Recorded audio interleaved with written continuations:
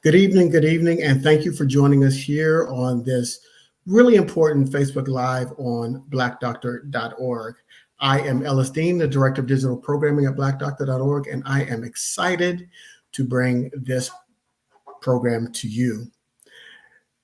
I'm going to share a couple of things with you that are going to be a little bit disturbing, but we got to talk about it. Cardiovascular disease is a leading cause of death, both with and without pregnancy, but it's largely preventable. Cardiovascular diseases kill more than 50,000 Black women annually. And among Black women ages 20 and older, nearly 59% have cardiovascular disease. Black women with pregnancy complications are 2 times as likely to develop stroke and heart attack, and 4 times as likely to experience high blood pressure. Black women are more likely to have high blood pressure, high cholesterol, obesity, and diabetes leading into their pregnancy. These are all conditions which increase the risk of pregnancy complications. Statistics reveal that Black mothers are 3 to 4 times more likely to die from pregnancy-related complications compared to their white counterparts. This devastating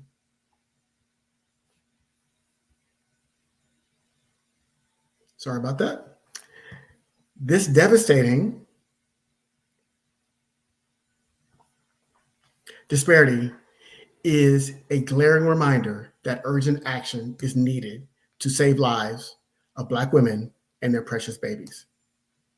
The National Heart, Lung, and Blood Institute and the Association of Black Cardiologists believes in the power of stories to drive change.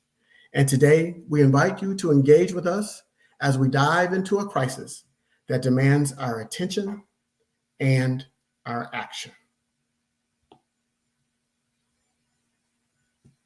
I'm going to introduce our panelists. We're not going to meet them right away because we have a short video that we'd like to share with you, but there's a couple of things I also need for you to do for me. Number one, I'd like to know where you're watching us from. We'd like to know where people are watching us from all over the world. So please drop your city and state in the comment section and give yourself a shout out. Number two, if you know somebody that needs this information, that might be somebody, a young woman that's of birthing age, that wants to have children, or somebody that's already pregnant. If you know somebody that needs this information, please tag them or share this on your page.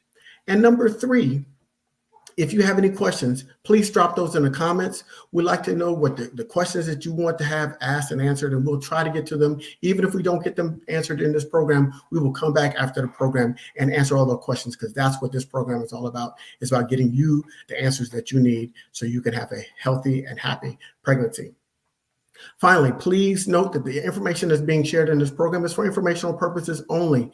You should be, if you're under the care of a healthcare provider, do not take anything we say this evening in replacement of what you're already working with your primary care physician. This is to inspire conversation and to give you some more thoughts when it comes to maternal mortality. So please go to your healthcare provider. If you don't have one that's working with you, you can find another one, but please do not stop any treatment that has already begun with you.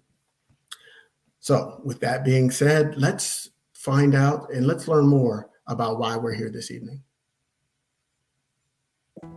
Of Black maternal health. My name is Ariana, and I have a beautiful baby boy who will be turning 1 in a few weeks. I had a very uneventful pregnancy in a good way, and I remember sharing with the physicians that I had a very extensive family history of hypertension and stroke, and I have a doula background, and so I would go to the doctors and ask all these questions about what should I do to prepare for postpartum, are there any complications I should be aware of, what about postpartum preeclampsia, should I be checking my blood pressure? And every time I would raise these questions, they kind of just brushed them off or said, you know, things like that are rare. And I remember seeing notes in my chart saying that I was overly anxious. But I started having these contractions that were so intense. And I just remember like not being able to breathe and going, okay, all right, this is way more intense than any of us had anticipated. Let's just go to the hospital right away and feel like that's when everything just kind of started to go downhill. Day 5, I'm discharged and sent home without my baby. He has to stay an additional night in the NICU for the jaundice. And I am still in this incredibly swollen state, experiencing some tinglingness in my arms. I know my body, something is not right. We take my blood pressure and it is 170 something over 1 something. I mean, I've never hit those numbers ever. We call the doctor who's on call at the hospital and they go, get here now, right away, do not wait, get here now, we'll have a bed ready for you. And they did a bolus of whatever blood pressure medication to get me to come down at least a bit, and then they start the magnesium drip right away. There was no test for preeclampsia or anything. At that point, they just needed to get me stable, and I then spend the worst 24 hours of my life. You know, the headache is out of this world. I'm still healing from the C-section, and I'm having chest pains that resolve themselves, but I'm just alone and away from my child and away from my family and my husband, and just wanting to be home after having already been in the hospital for 5 days. At the end of the 24 hours, my blood pressure comes down enough where they feel comfortable sending me home. They write me a prescription for blood pressure medication and say, take this, I think once a day, maybe, and follow up with your OB or your doctor. And that was it. I got sent home.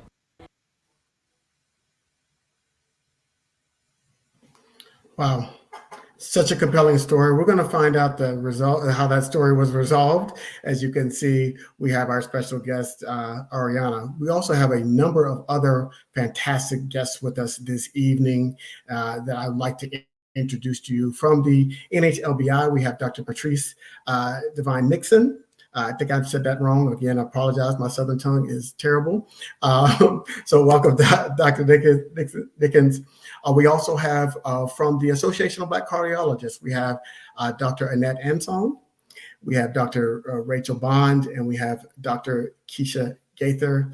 And that person that's right there in the center of your screen, she is the We Are the Faces of Black Maternal Health campaign ambassador, Miss Ariana Jacobs, who so graciously shared her story with us. So again, welcome to you all, and thank you for joining us.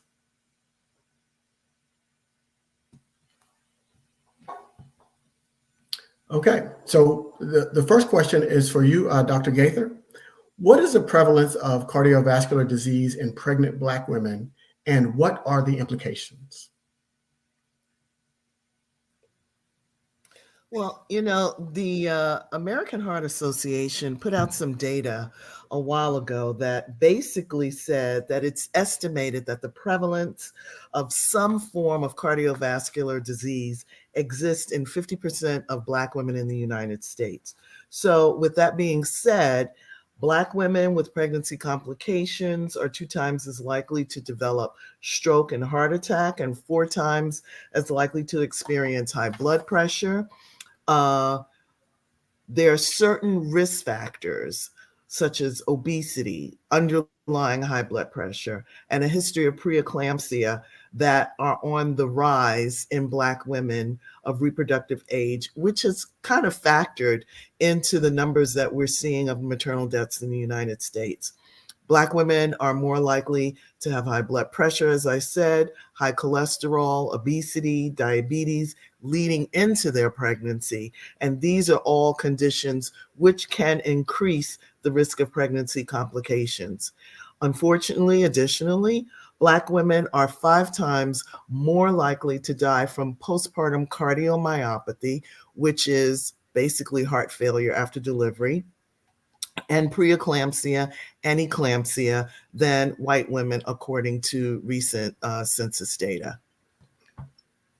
So, all right, so those numbers are remarkably disturbing. Could you help us understand why they're so high? A number of factors play into that. There's a marked variation in quality health care. You always have your underlying comorbid conditions. You have structural racism and implicit bias, which all factor into some of the outcomes that we're seeing. Okay, well, look, that's a whole show. So we could talk about any one of those topics, but I get it. So let's move on and talk about preeclampsia specifically. Recently in the news were stories of prominent women experiencing and dying from preeclampsia during pregnancy, including track star Tori Bowie, who was 8 months pregnant and in labor at the time of her death. Wow, yeah, let that sink in. Her autopsy listed respiratory distress and eclampsia as possible complications.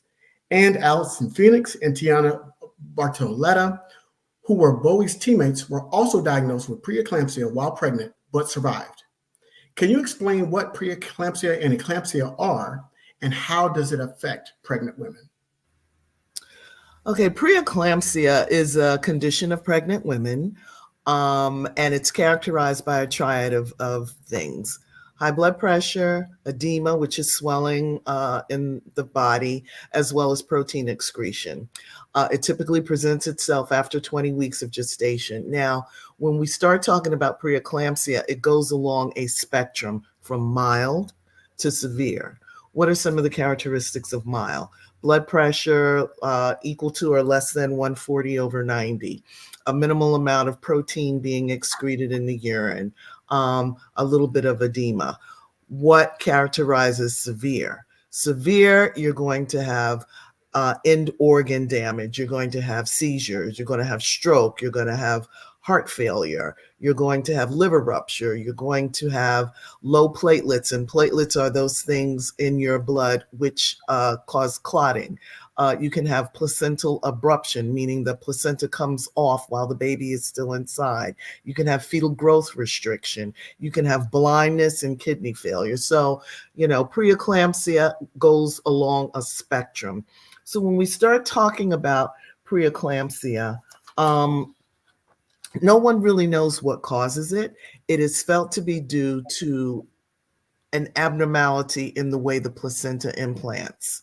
And because of that, that leads to a whole host of changes, abnormal changes in the way the placenta functions and in the way the pregnancy progresses.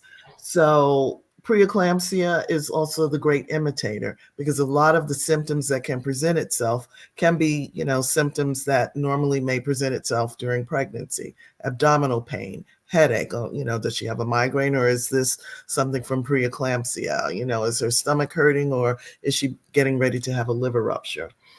Any woman can also develop preeclampsia after the baby is born, within the first 6 weeks postpartum.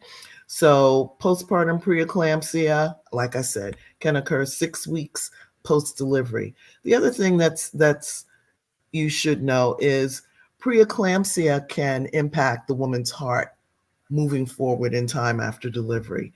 And data has also shown that the father's heart health can affect the baby's health, as well as impact a woman's risk for preeclampsia. So these are all things to take into consideration when we start talking about maternal morbidity, mortality, and preeclampsia.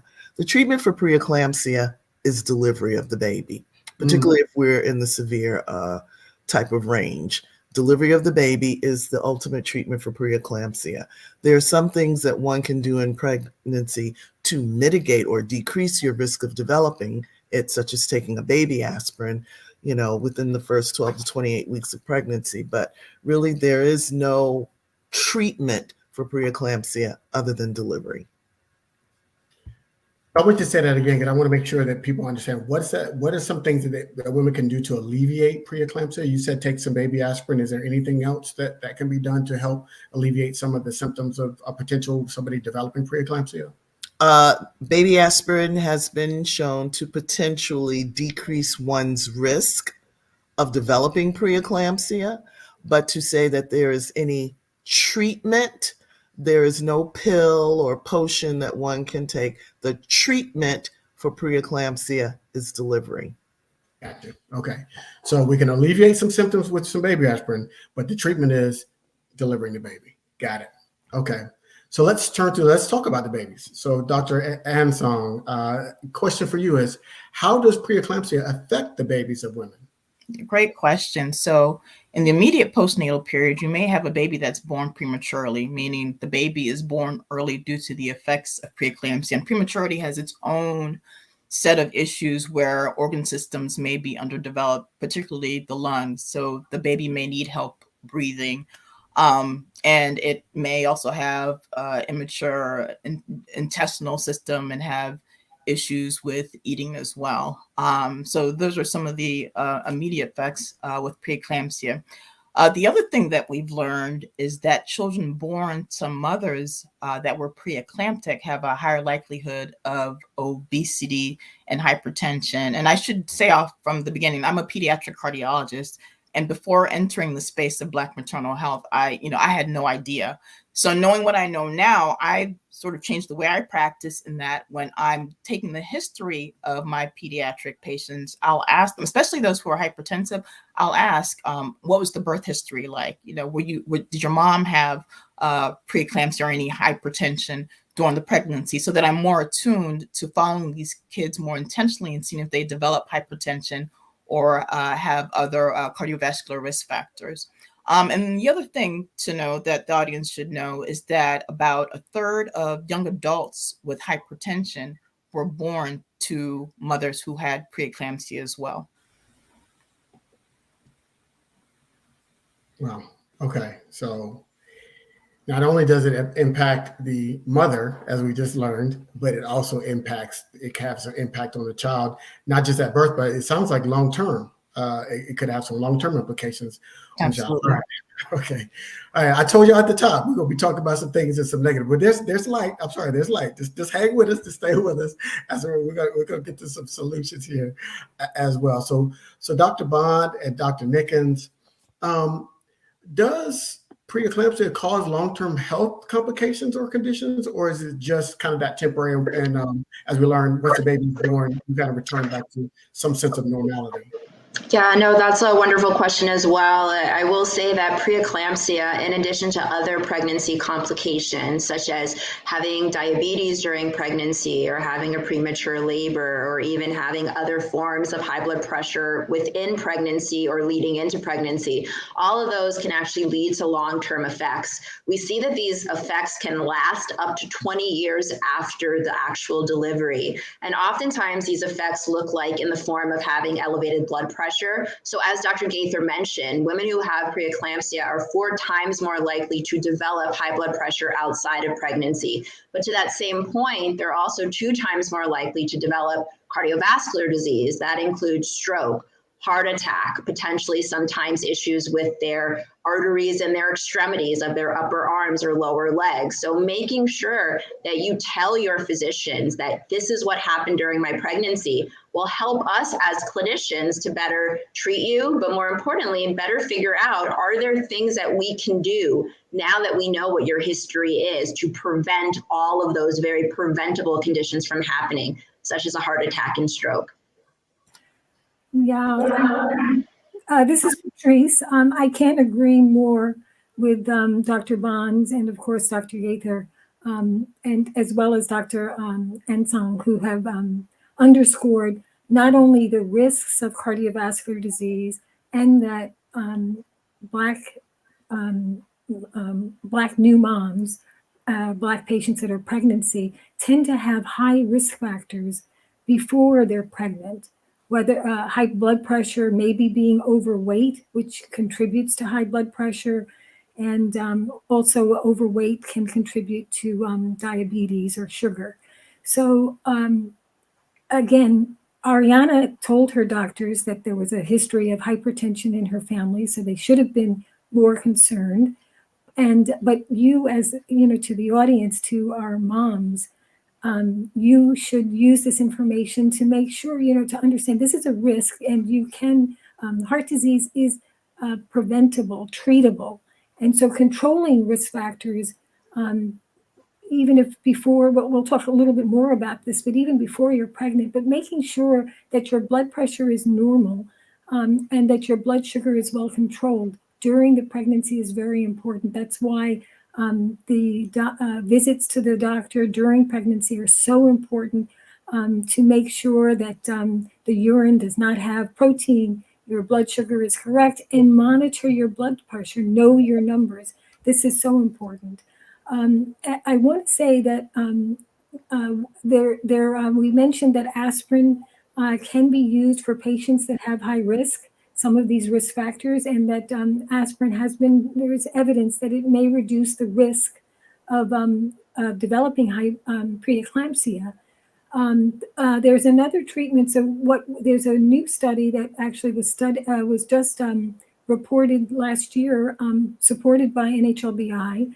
But it showed that control of mild hypertension during the pregnancy is also associated with a much lower risk of adverse maternal outcomes, preeclampsia, and other complications. So the study tried to maintain a blood pressure of 140/90 or less on medications that are approved for pregnancy, treating blood pressure. And that was very, very successful in reducing adverse outcomes compared to women who are just monitored. And if only if their blood pressure becomes exceedingly high, as Ariana's did. Of course, she was preeclamptic, but just if your blood pressure goes to 160/100, then generally before the study funded by NHLBI CHAP, before that, until you had this very extreme high blood pressure, or severe high blood pressure, you were not treated. So it's good to know your numbers. It's good to treat the blood pressure, maintain it below 140/90, and that will contribute to better outcomes. Fantastic, fantastic. So just, I'm going to sum it up. Know your blood pressure and keep it as low as possible, and keep it as normal as possible. That's a short version. That's a layman's version of what just happened. Is like really, and I'm joking, but I'm not. I'm being very serious about this, because as you learned at the beginning of the show, it can become life-threatening, not only for the mother, but as well as the child. And so we have to make sure that those things are very are taken care of. So speaking of the mother, Ariana, let's turn to you and learn more about your story and what really happened with you. And so I know we played a short video. There's a longer video, but we played a short version of it at the top of the program.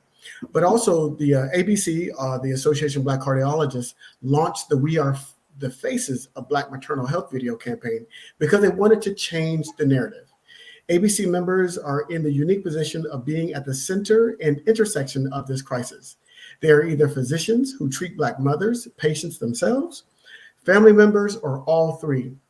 This year, ABC released new videos from their community health advocacy members who shared their patient experiences, and these stories are just as powerful as we saw. The goal has always been to provide Black women and their families with the resources and tools to improve health outcomes in the communities and in our communities and reverse these dreadful statistics.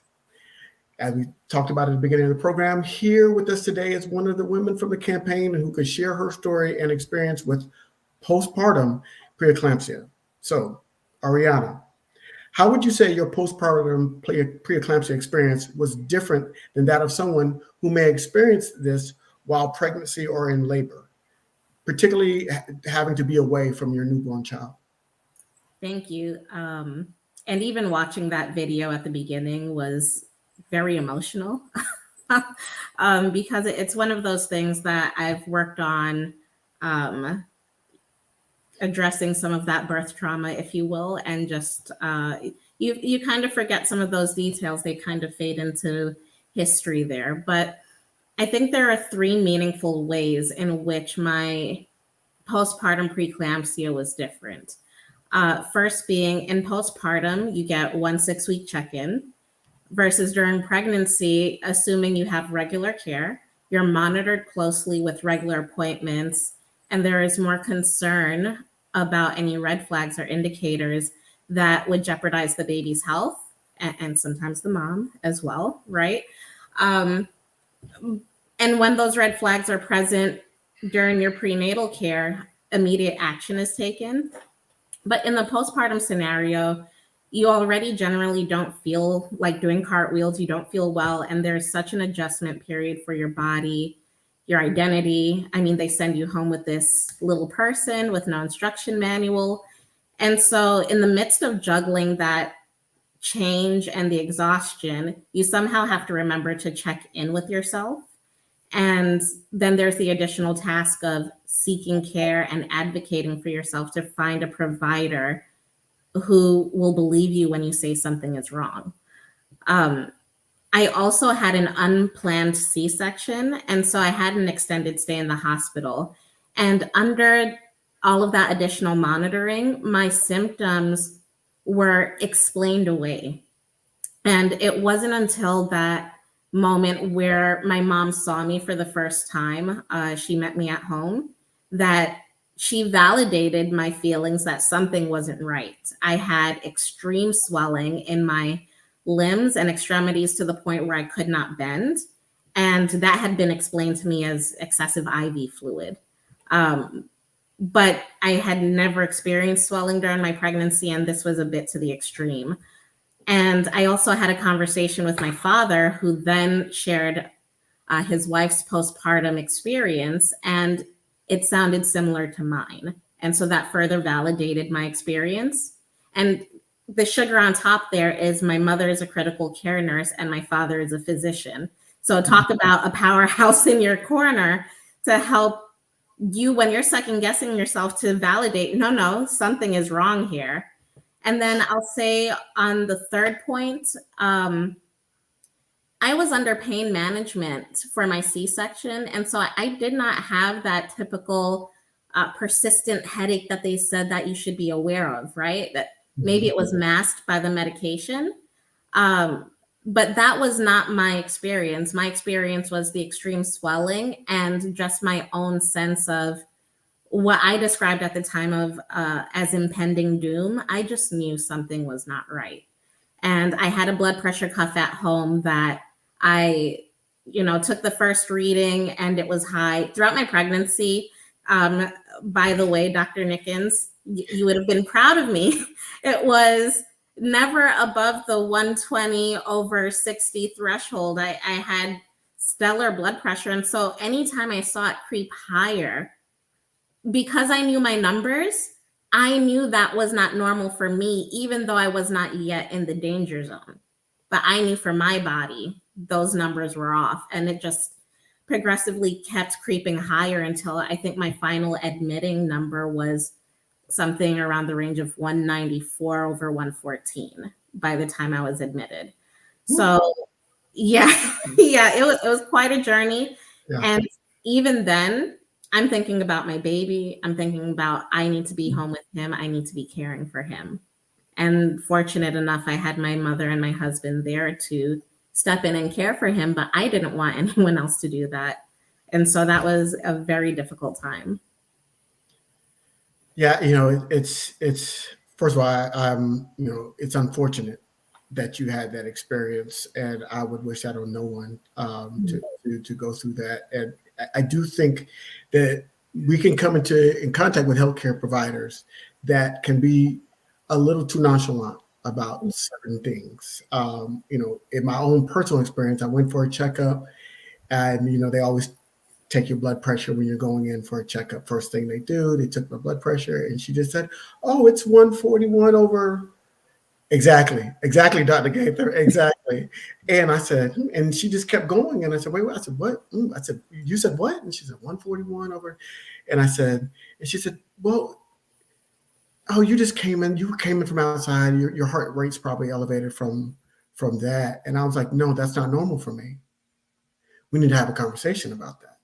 And so that's just in that moment of stopping the nurse from just walking through and just writing down, filling in the chart, and saying, hey, look, no, that's not normal. We need to have a conversation about that.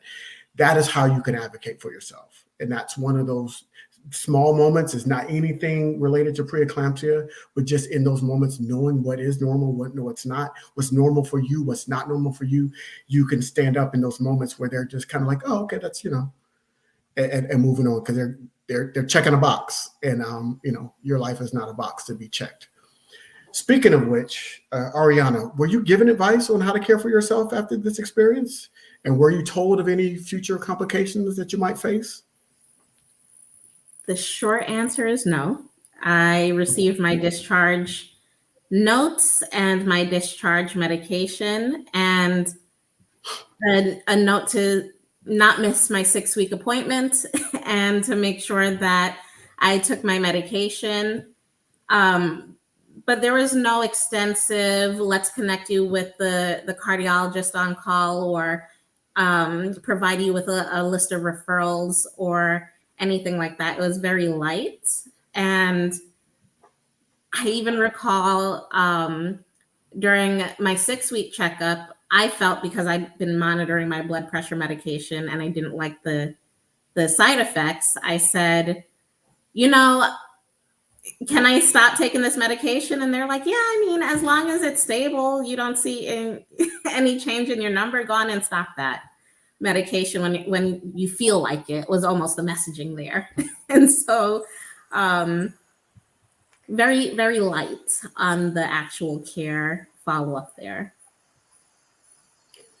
So what is your message to women out there that are currently pregnant? And there are some that are in the comment section, and there's some mothers and some relatives of women that are in pregnancy right now. So what's your message to them out there that are currently pregnant and may not be sure of the signs of preeclampsia or know how to advocate for themselves? You have a physician father and a mother that was a nurse, but there's many women that don't have that luxury. What's your message to them? I 100% believe it shouldn't take having that family circle to drive that care.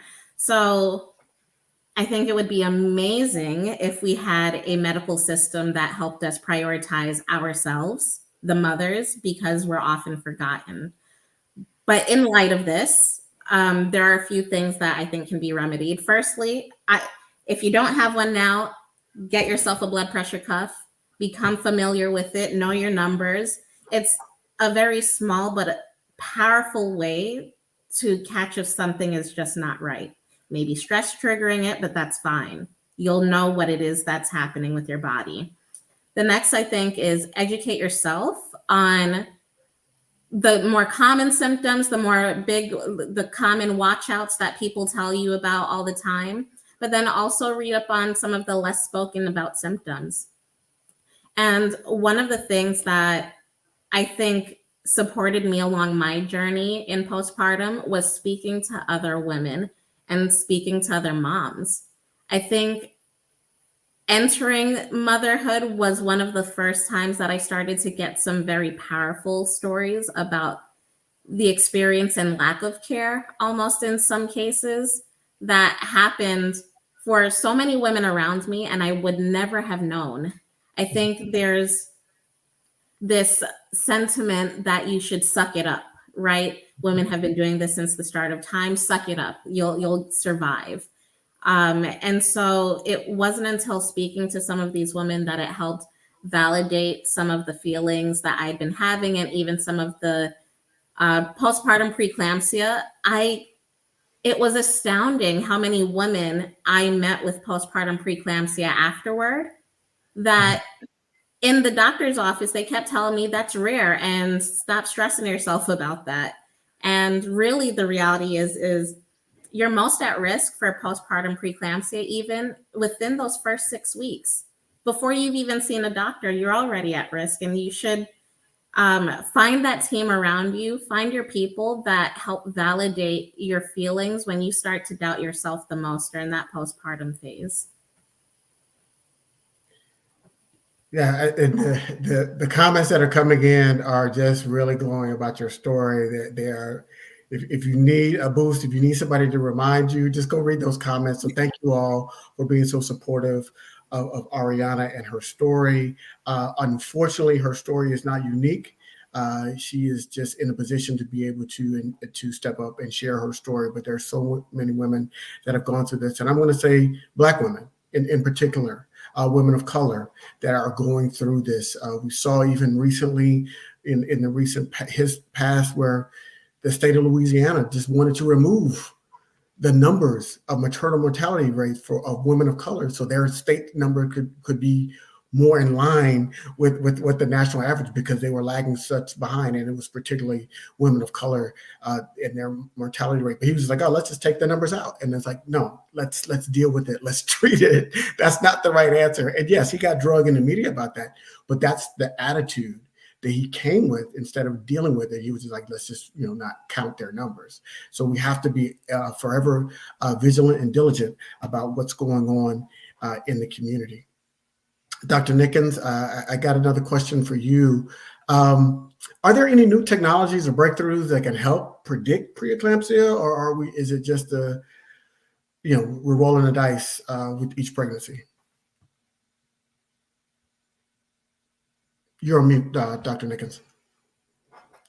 There we go. Thank you so much for that important question. But first, I just have to give a big shout out to Ariana, who she tells such a compelling story and shares her experience in a way that educates all of us and encourages us to be our own advocate. So thank you so much. That will make a difference. And to the specific question about new technology. So the FDA has recently provided clearance for a blood test that can predict whether a pregnant woman is at risk of developing preeclampsia. So I want to underscore this is a test. It's what's called a biomarker, or a protein that you can measure in the blood, and it's actually been used in Europe for over a decade. But it has been recently approved in the US. And so it's very accurate, and it can help determine whether you are at risk in the next 2 weeks of developing hypertension. So it's not a test that you have to take once only, but you should begin to take it sometime after the 20th. If you're 20 weeks gestation without problems, you can test then, and it can help. As we have seen, sometimes our providers or clinicians need it's helpful to have something else that is alerting them to this very, it's not so common, but it can be deadly. So it's so important that we anticipate and do all that we can to lower the risk for preeclampsia, but also treat. So having a simple blood test that can give this prediction is very useful. I do want to also mention, we were talking about the importance of treating preeclampsia, but having preeclampsia or gestational diabetes during pregnancy also conveys an additional risk, lifelong risk on the woman. So women who have preeclampsia within 10 years, half of them will have high blood pressure. So again, most pregnancies are in the 20s or 30s. So we're talking about people in their 40s that have hypertension. So the lifelong risk for hypertension and its consequences, stroke, kidney disease, challenging your eye, loss of vision, and other end organ damage, as has been mentioned, are very high. So again, trying to prevent preeclampsia, and you can use this test to help predict, but doing what you can to control your risk factors and knowing your numbers, so that if there's this onset of increase in blood pressure, that you're aware of it as soon as possible.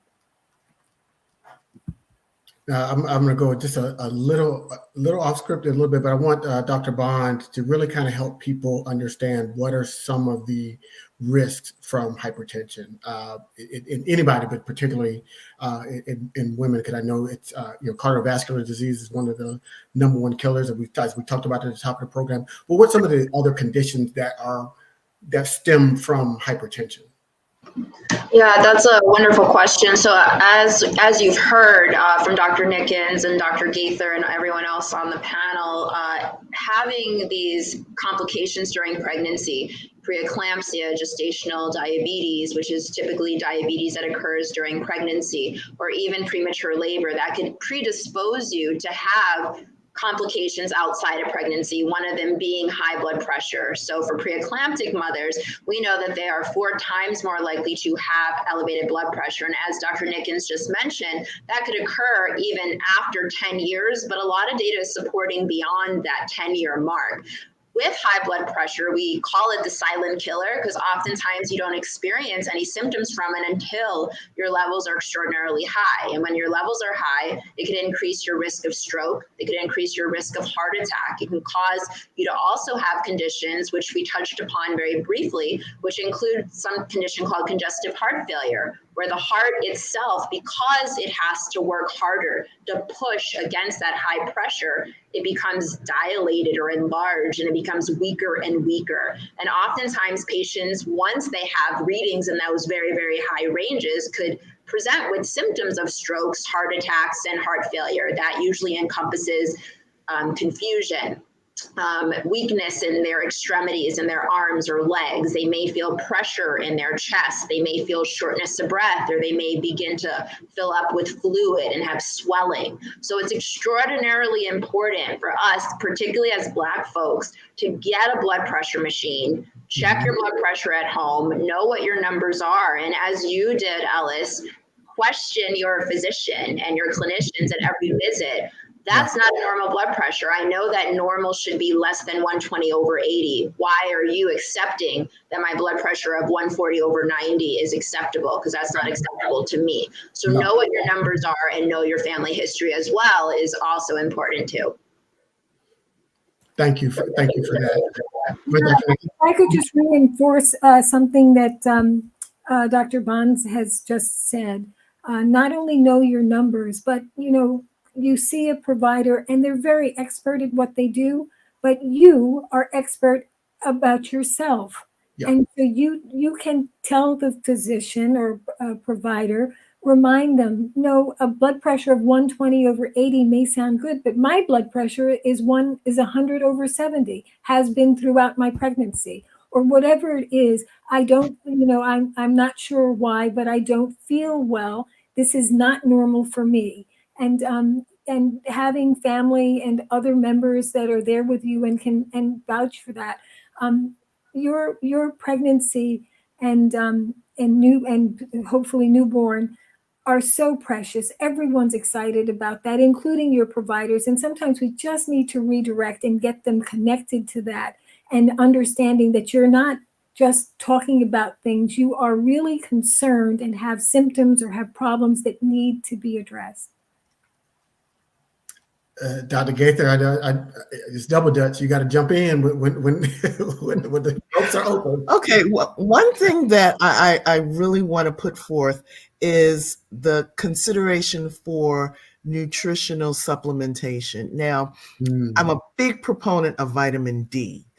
Vitamin D is a vitamin that is made in the skin in conjunction with sunlight. However, for people of color, people that have melanin inhibits that production. So most people of color are vitamin D deficient. Now, let's talk about what vitamin D does.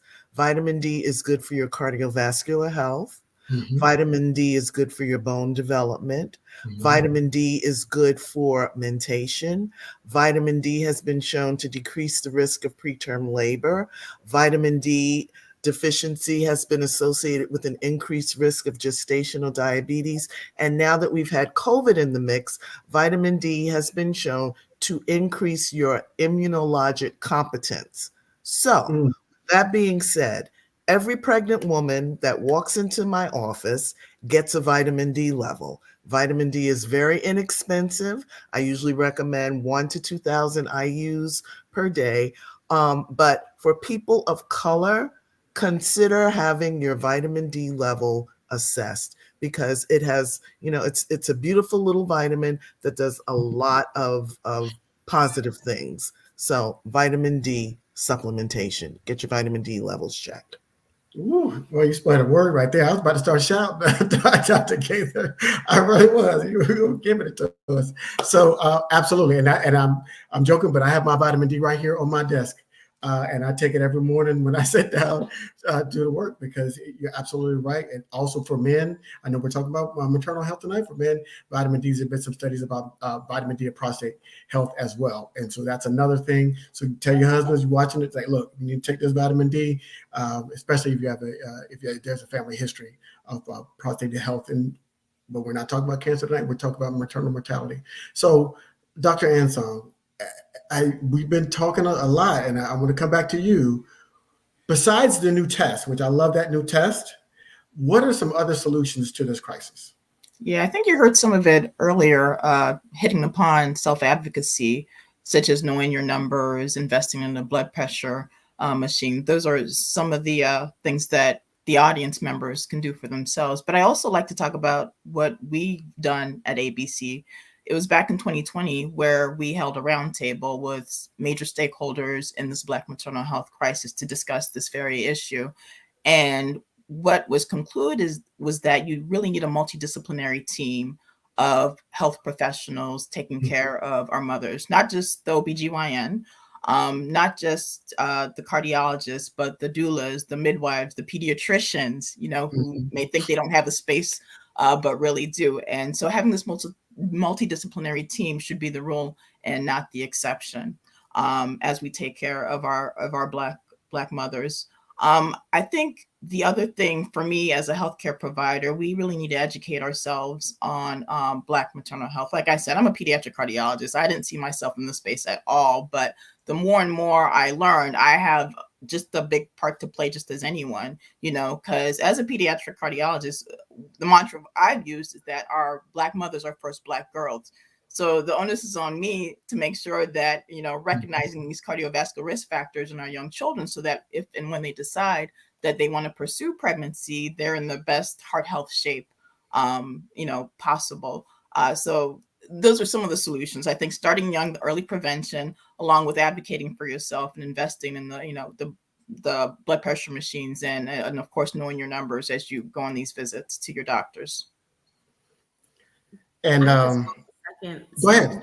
I just want to second a holistic integrated care team, including doulas, including your family. Your family is part of your care team if you have that support system, because it starts at home. And I think, Dr. Ansong, you said this, it starts with your nutrition and the activities that you do together as a unit and as a community. So, yes. So as the only male representative on this panel, I'm going to say something to all the Black women that are watching. It's okay to take care of yourself. Yeah. Okay. Let that sink in. Because I know, if you like my mother and like my wife, they take care of all of us. Everybody else gets taken care of first before they take care of themselves. And as they say, you cannot pour from an empty cup. So please, please, please, whether you're pregnant or not, take care of yourself before you start taking care of anybody else, because you cannot be Superwoman all the time. Okay. So just saying that for the record.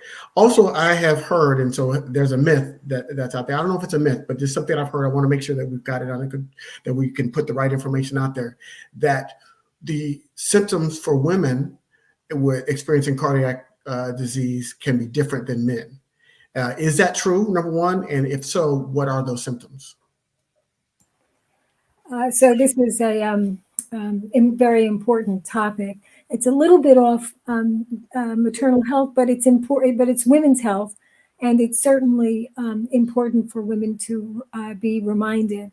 And that is the experience of what's called coronary artery disease, or that what causes a heart attack is that the blood flow to the heart, the need of oxygen and blood flow outstrips what the heart can do. This is usually because of coronary artery disease.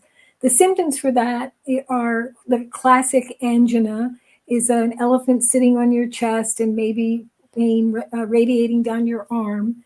And the pain is dissipated if you stop any activity, if it's usually brought on with exertion and stopped if you're at rest.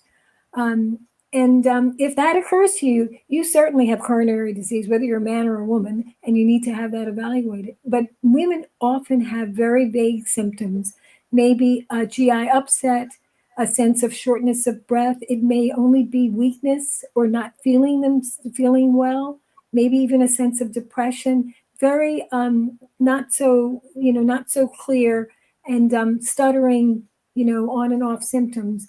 But again, know your numbers, know yourself, and you should be concerned about cardiovascular disease. I think one of the things that we've underscored today is how often, in part because of obesity, but there's in diet, sometimes if you are not getting, we've had a plug for vitamin D, which of course is important, but you should eat green vegetables, colorful vegetables, and fruit, and not so much meat, and not so much salt. Your low salt, low fat diet are also contributors to your cholesterol level and general weight. Exercise is really important for a sense of well-being, keeping your blood pressure down, and also staying fit. Smoking, of course, is just if you don't smoke, never start. But it's just in every way is a drain on your health. So you should carefully not do that. But also sleep habits. Having a good night's sleep is just as important as some of these other things that we've talked about. And overall, taking care of yourself, reducing stress. These are all important. I think the AHA refers to them as the simple 8 now. But these are important to reduce these risks. If you have more than one risk, they multiply. So it's really important that you be aware of all of the risk factors, control them, and it will allow you to live longer, healthier. And if you're considering pregnancy, if you're controlling your numbers, it will lead to a more healthy pregnancy as well. Thank you for that, because I just want everybody to understand, especially particularly the women that are watching this program, that it might show up differently in your bodies, and so then it does in men, and so we're gotta lift those symptomologies up, and so you can't just drink a ginger ale and pat on your chest and think you're gonna be okay. Really get checked out, knowing you know what's going on. Dr. Bond, we're coming back to you. The question really is, what can a patient or their families do when planning to have a baby? Yeah, no, that's a wonderful question. And I always like to tell my patients that before anything else, preparation is the key to success. So in this circumstance, we want to prepare for this our entire life. And this is if we decide to have a child. And as Dr. Ansong said, a lot of that preparation should start during childhood, where we're honing in and focusing on ways to live a heart healthy lifestyle. A lot of that includes focusing on our physical activity, our nutrition. But more importantly, I do want to highlight the fact that one of the greatest drivers of why we're seeing these disparities that are largely impacting the Black and Brown community as it pertains to heart disease, but also maternal health, is the stressors.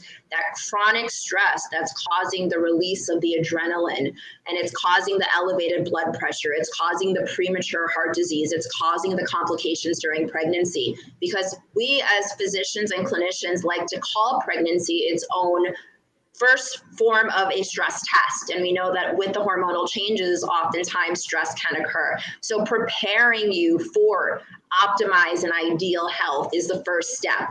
The second step is understanding that the health of not just the mother needs to be honed and focused on. It really is also the health of the father, the health of the partner, the person you're having the child with. We talked a lot about preeclampsia. Dr. Gaither talked about the placenta and how we believe the process of where preeclampsia starts from is the placenta. And we know that the placenta is formed from genes of both mother and father. So the health of the father is just as important. So making sure both parents understand what their numbers are. And I want to highlight also the fact that knowing your family history, not just your cardiac family history, but your family's history of maternal complications, is just as important, because oftentimes women who have had first degree relatives who are their mothers, their sisters, or even sometimes outside of the first degree range who have had preeclampsia or pregnancy complications are also at risk for it. So understanding your family history is important, understanding your own individual risk factors, and focusing on things to improve your heart health as well as your mental health are things that we can do to help prepare you best for your pregnancy. So preparation is key, and so I appreciate that. Thank you, Dr. Bond. So before, as we're wrapping up here, we how this hours come by so fast. But as we're wrapping up here, and before we get to the resolution of Ariana's story, because there's another part to it that we're going to share with you at the end of the program. I'd like to go around and have everybody provide their final thoughts, some things that you wanted to say that you may not have said, or is there something that you want to stress and reiterate as we're wrapping up this program? So we'll start with you, Dr. Ansong. Yeah, I think the main thing that I want to get across is prevention is key. But I also want to add that once you have that beautiful baby, that we must create and sustain that generational health. So within your family, as Dr. Nickens talked about, nutrition, exercise, staying away from smoking and such things, and just creating and sustaining that generational health. Dr. Nickens. You're on mute again, sorry. Thank you, Dr. Hanson. That's such a great message. I guess I'd like to add, there are ways to try to, we talk about research to try to help patients. And I think what's so frustrating is that disparities, when there's difference between one group or another, that means that off the bat means that it's preventable and we should be doing better. So again, the disparity from Black, white maternal health is something that we can eliminate immediately if we can, address, help your providers and yourself. We need to address these attitudes that make us think, well, maybe I shouldn't bother the doctor, or the doctor's thinking, oh, she's all right, she looks healthy, or whatever those things are. But I just want to put in a plug, if you can, for research. I mentioned the CHAP trial, chronic hypertension. This is the trial that shows you if you treat mild hypertension, you have a better pregnancy outcome. That trial had 50% Blacks. We represent 13% of the population in general. So we had overrepresentation of Black women. This is so important. That trial represented you. There were 20% Hispanics. That trial represented Hispanics. So, and it's important to say that, because that experience in trials and in clinical research, we want to make sure that we're there and we're represented so that the results we know are meaningful to each of us. Thank you. Thank you. Dr. Gaither. You went right back on mute. Really 4 things. As a maternal fetal medicine specialist, I think it's really important to consider the fact that, before you get pregnant, if you have any underlying health conditions like diabetes, hypertension, sickle cell, know that these conditions can cause particular abnormalities in the development of your baby, particularly with diabetes. So if you have these conditions, get them optimized before you even get pregnant. That's the first thing. Second thing is, again, vitamin D. Get your vitamin D levels checked.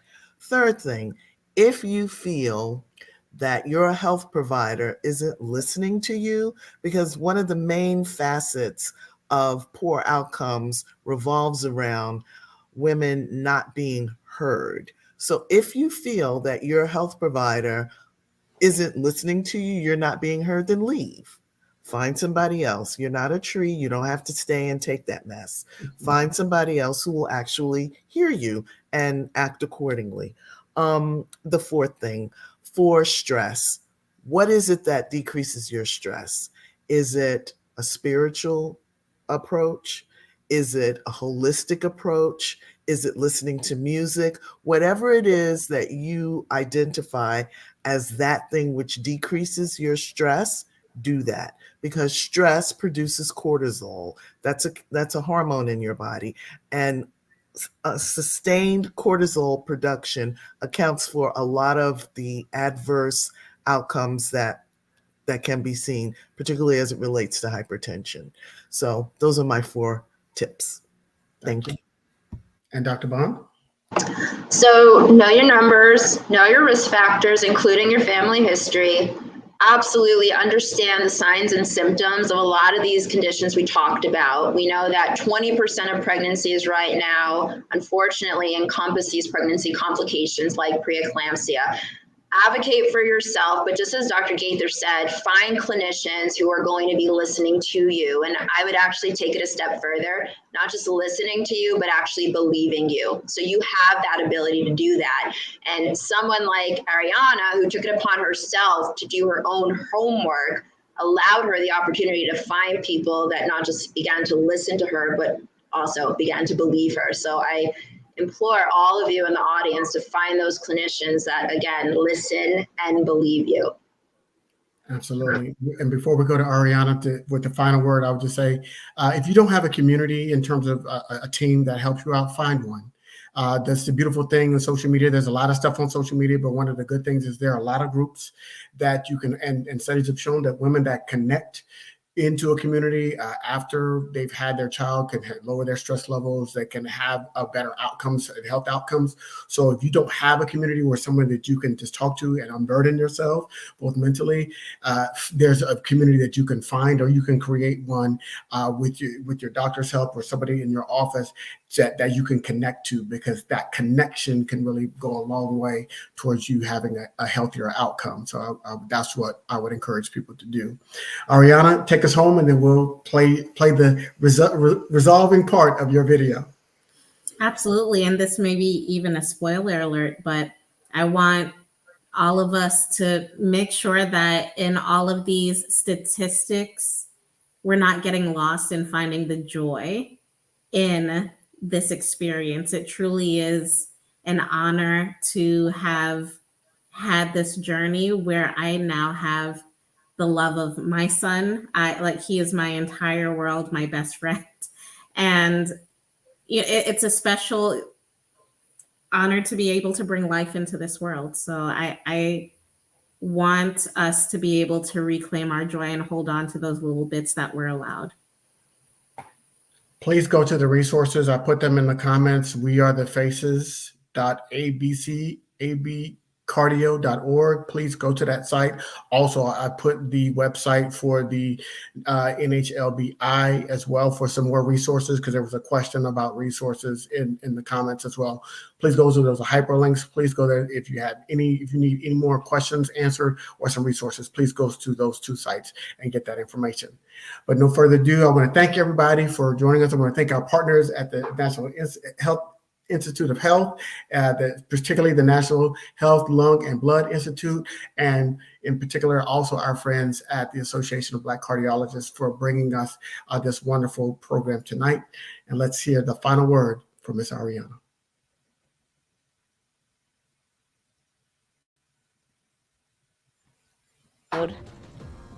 It's a funny thing. You start to talk to other mothers and about their experience, and I started to meet more women who had episodes of postpartum preeclampsia. And it was just really striking to me that these were women at different stages of motherhood who all had this experience, and it started to sound like it wasn't rare, it just wasn't being treated, it wasn't caught. I believe that Black mothers deserve joy when they're welcoming a new life into this world. I feel that everyone should have safety and security and feel comfort when they're in labor at the most vulnerable parts of your life. And I just want to make sure that I continue to share that message, that despite my experience, I still believe that this is meant to have joy in every step of the way, even in the scary parts, and you should have support for that.